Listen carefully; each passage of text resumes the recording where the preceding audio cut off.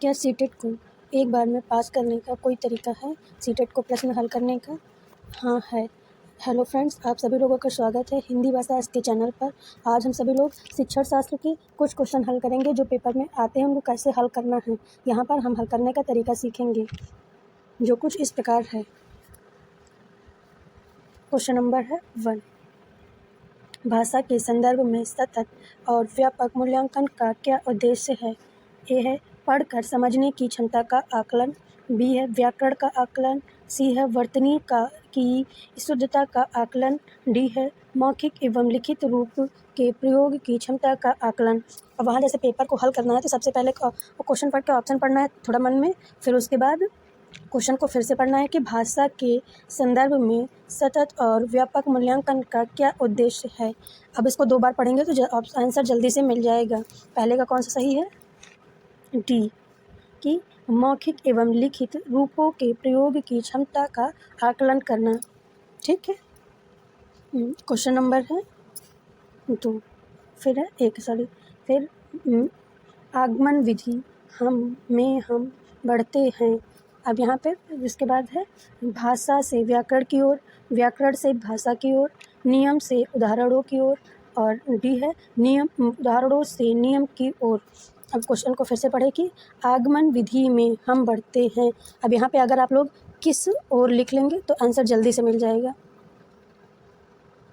ठीक है, कौन सा सही है? आगमन में क्या होता है? पहले उदाहरण फिर नियम। कौन सा सही है? डी। क्वेश्चन नंबर है 2 में क्या पूछा जा रहा है कि भाषा शिक्षक के द्वारा बच्चों को पढ़ाने के लिए मैं गया था, मैं खा रहा था आदि वाक्यों का प्रयोग करता है, यह विधि है। अब यहाँ पे लिख लें कौन सी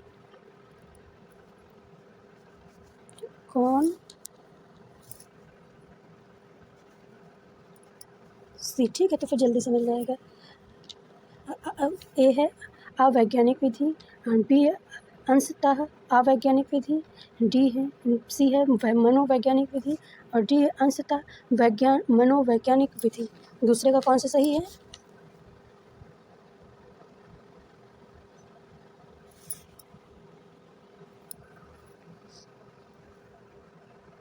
ये है सी। कौन सा सही है दूसरे का? सी। ये एक वैज्ञानिक विधि है। क्वेश्चन नंबर है 3 में क्या पूछा जा रहा है? कहानी सुनाने का मूल उद्देश्य होना चाहिए। ए है बच्चों को प्रसन्न करना, बी है बच्चों को एकाग्रचित्त करना, सी है बच्चों की कल्पना शक्ति का विकास करना, डी है बच्चों को अनुशासन में रखना। 3 का कौन सा सही है? कहानी। अब क्वेश्चन को फिर से पढ़े कि कहानी सुनाने का मूल उद्देश्य होना चाहिए। अब यहाँ पे लिख क्या उद्देश्य होना चाहिए? तो 3 का सी सही कि बच्चों की कल्पना शक्ति का विकास करना। अब क्वेश्चन नंबर है 4 में क्या पूछा जा रहा है कि मूल्यांकन का उद्देश्य नहीं है। ठीक है। ए है विद्यार्थियों की भाषाई रचना संरचना का आकलन, बी है विद्यार्थियों की भाषा प्रयोग की कुशलता का आकलन, सी है विद्यार्थियों की शैक्षिक गति का आकलन, डी है विद्यार्थियों की परीक्षाएं लेना। अब क्वेश्चन क्या पूछ रहा है? फिर से पढ़े कि मूल्यांकन का उद्देश्य नहीं है। 4 का कौन सा सही है? डी, कि विद्यार्थियों की परीक्षाएं लेना। क्या केवल परीक्षाएं लेने से मूल्यांकन हो जाता है? नहीं। तो 4 का कौन सा सही है? डी। अब क्वेश्चन नंबर है 5 में क्या पूछा जा रहा है? मैंने चाट खाई और फिर मैंने हंसी। शर्मिला यह भाषा प्रयोग मुख्यतः किस ओर संकेत करती है? ए है व्याकरणिक नियमों की जानकारी न होना, बी है नियमों का अति सामान्यकरण, सी है भाषा प्रयोग में असावधानी, और डी है भाषा की समझ न होना। 5 का कौन सा सही है? 5 का सही है ए, कि व्याकरणिक नियमों की जानकारी न होना। क्वेश्चन नंबर अब आगे है 6 में क्या पूछा जा रहा है? मौन पठन सहायक है। अब यहाँ पे लिख लें किसमें। अगर आप सभी लोग जोड़ लेंगे क्वेश्चन में तो आंसर जल्दी से मिल जाएगा। ए है उचित ध्वनि निर्गम में, और बी है भाव प्रभाव उत्पादकता में, सी है अर्थ प्रतीत में, और डी है स्व अध्याय में रुचि उत्पन्न करना। कौन सी विधि मौन पठन में सहायक है? 6 का कौन सा सही है? डी, कि स्व अध्याय में रुचि उत्पन्न करने में सहायक है। क्वेश्चन नंबर है 7 में क्या पूछा जा रहा है कि मौखिक कुशलता में शामिल है क्या? अब यहाँ पे लिख क्या लिख लेंगे तो आंसर जल्दी से मिल जाएगा। ए है विभिन्न प्रकार की औपचारिक अनौपचारिक चर्चाओं में बेझिझक बोलने की कुशलता। बी है तत्सम शब्दों के प्रयोग की कुशलता। सी है तीव्र गति से बोलने की कुशलता। विभिन्न प्रकार की औपचारिक अनौपचारिक चर्चाओं में बेझिझक बोलने की कुशलता।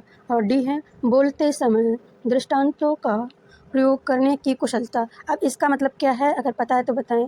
दृष्टांतों का मतलब 7 का कौन सा सही है?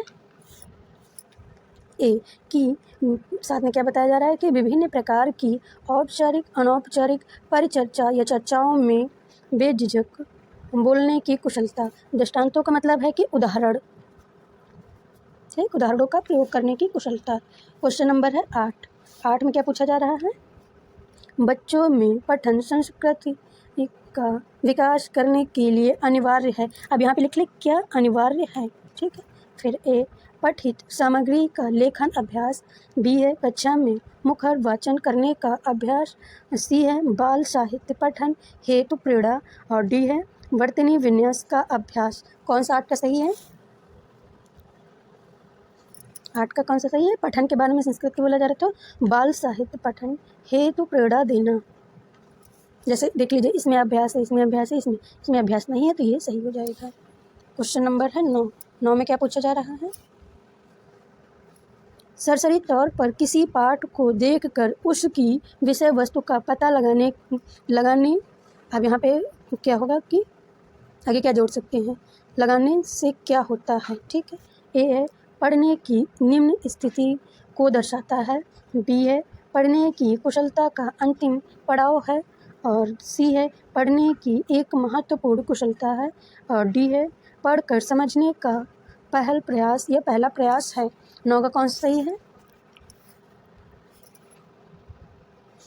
9 का बी सही है कि पढ़ने की कुशलता का अंतिम पड़ाव है। मतलब कि जैसे हम लोग पेपर में जाते हैं पेपर देने, तो उसके पहले जो भी नोट्स होती हैं तो कहते हैं एक बार सरसरी नज़र से देख लें, वही इसमें बताया जा रहा है। क्वेश्चन नंबर है आगे 10 में क्या पूछा जा रहा है कि ज्ञात से अज्ञात के नियम का निष्पादन होता है। अब यहाँ पे लिख लें किसमें, ठीक है, किसमें जोड़ लेंगे तो आंसर जल्दी से मिल जाएगा। ए है निगमन विधि में, बी है खेल विधि में, सी है आगमन विधि में, और फिर है समन्वय विधि में। 10 का कौन सा सही है? ज्ञात से अज्ञात। क्वेश्चन को फिर से पढ़ें। ज्ञात से अज्ञात का निष्पादन या प्रतिपादन। 10 का सी सही है, आगमन विधि में। आगे है क्वेश्चन नंबर 11 में क्या पूछा जा रहा है? 7वीं कक्षा की भाषा शिक्षिका कक्षा में सदैव बच्चों की कविता पाठ व कहानी का सस्वर पाठ करवाती है। अब फिर इसके बाद है ये है कि बच्चों को शुद्ध उच्चारण करने का अवसर देती है। बी है बच्चों में व्याप्त संकोच को दूर करना चाहती है। और सी है बच्चों की उच्चारण योग्यता का मूल्यांकन करना चाहती है या करती है। और डी है उपयुक्त सभी। 11 का कौन सा सही होगा? अब यहाँ पर देखें कि उपरोक्त सभी है, अच्छा, मूल्यांकन की योग्यता भी हो सकती है, अवसर देना भी हो सकता है, ठीक है, और उपरोक्त सभी लिखा है। चलो उपरोक्त सभी लगा देते हैं। नहीं, ये गलत है। इसमें 11 का कौन सा सही है कि बी, कि बच्चों में व्याप्त संकोच को दूर करना चाहती है, न कि उसका मूल्यांकन करना चाहती है, न शुद्ध उच्चारण का अवसर देना चाहती है। क्वेश्चन नंबर है 11। अगर कहीं भी ऑप्शन में उपरोक्त सभी लिखा रहे तो फिर उस क्वेश्चन को ज़्यादा से सावधान होकर पढ़ना चाहिए। क्वेश्चन नंबर है 12 में क्या पूछा जा रहा है? निम्नलिखित में से किस स्थिति में आप कहेंगे कि पठन हो रहा है?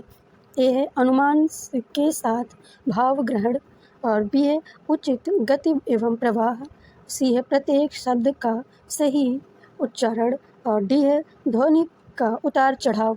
12 का कौन सा सही है? 12 का सही है कि ए कि अनुमान के साथ भाव ग्रहण करना। ठीक है, अब है क्वेश्चन नंबर 13। 13 में क्या पूछा जा रहा है?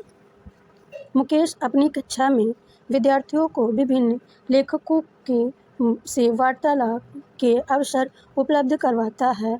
वह व्याकरण शिक्षण के लिए उपयोग करता है।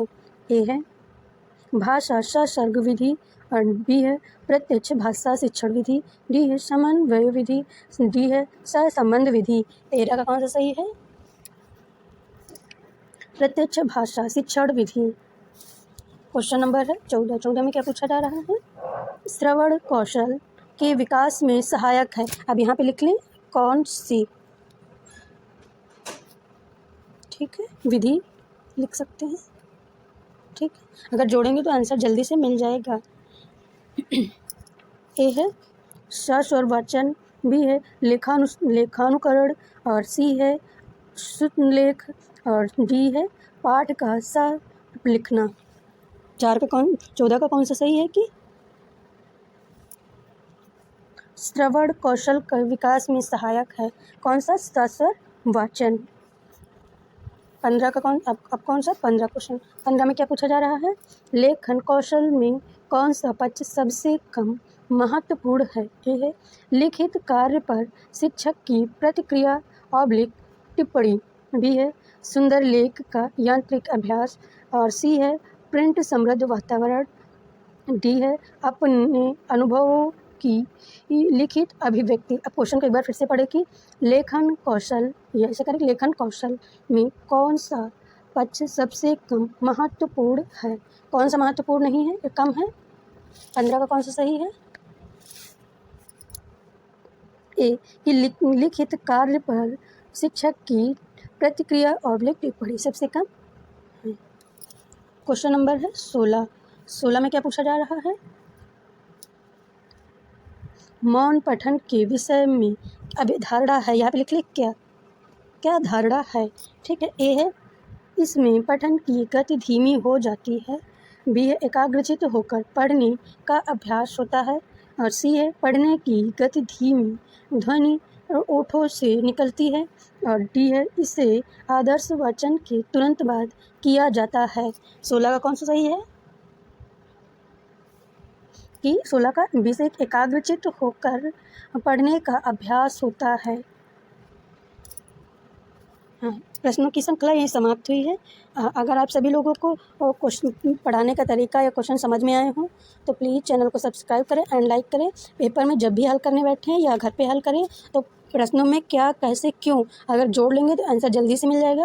अगर घर पे भी अभ्यास करते होंगे तो उसको जोड़ के देखें तो आंसर ज़्यादा से ज़्यादा सही हो जाएंगे। Thank you class.